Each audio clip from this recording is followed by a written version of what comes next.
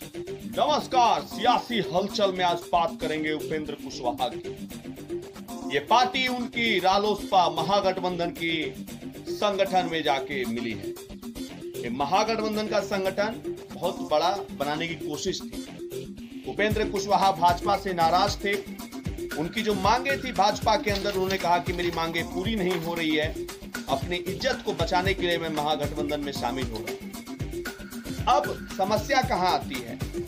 पहले उन्होंने कहा कि मैं 3 प्रत्याशी जो है वो कुशवाहा समाज से उतारूंगा। फिर क्या वजह थी कि उपेंद्र कुशवाहा को उजियारपुर और काराकाट इन 2 जगहों से लड़ना पड़ा? इस मामले को आप समझिए। उजियारपुर और काराकाट जो ये जो जगह है, ये दोनों, यहां से कुशवाहा समाज के वोटरों की संख्या ठीक ठाक है, लेकिन 2 अहम रोल जो है यहाँ पे, अगर पिछली बार देखें तो इनको भाजपा का सपोर्ट था।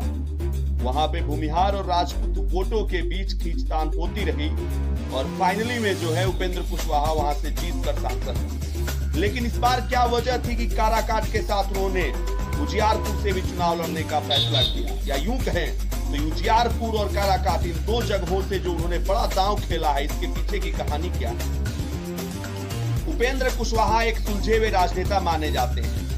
जिस प्रकार से जमुई सुरक्षित सीट से उन्होंने एक दलित चेहरे को मैदान में उतारा था, प्रदेश अध्यक्ष भूदेव चौधरी को, यह देखना लाजमी था कि वो बेतिया और मोतिहारी इन 2 जगहों से किस किस को उतारते हैं। तो ये बड़ा मुद्दा था कि अगर मोतिहारी में वो भूमिहार कैंडिडेट को वोट देने के लिए कहते हैं कि भाई हमारे यहाँ से उम्मीदवार जो है भूमिहार वोटर होगा, भूमिहार कैंडिडेट होगा, तो बेतिया एक ऐसी जगह थी जहां से उन्होंने कुशवाहा समाज के एक व्यक्ति को टिकट दे दिया।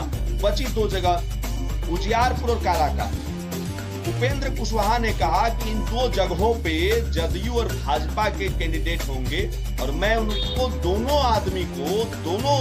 जो हमारे विपक्षी दल के जो वहां पे चुनाव लड़ रहे होंगे उनको सबक सिखाना चाहता हूं। क्या ये बात सही थी? सबक सिखाना था तो कुछ और तरीके भी आजमा सकते थे, लेकिन ये कहना कहीं ना कहीं इस बात को इशारा करता है कि पूरे तरीके से तैयार नहीं थे। एक नए कैंडिडेट की तलाश वो नहीं कर पाए, जिसके कारण कि उनको मजबूरी में इन 2 जगहों से चुनाव लड़ना पड़ा। या फिर उनकी जीत जो है वो थोड़े असमंजस में थे कि भाजपा से अलग होने के बाद ये जो उजियारपुर की सीट है और काराकाट की, यहाँ पे स्वर्ण वोटरों की संख्या भी अच्छी खासी है। तो दोनों जगह असमंजस में रहने के कारण शायद उपेंद्र कुशवाहा ने ये दांव खेला कि वो 2 जगहों से चुनाव लड़ेंगे। देखना है राजनीति में ऊंट किस करवट लेता है, लेकिन फिलहाल जो भी हो, उपेंद्र कुशवाहा ने मास्टर स्ट्रोक खेल दिया है।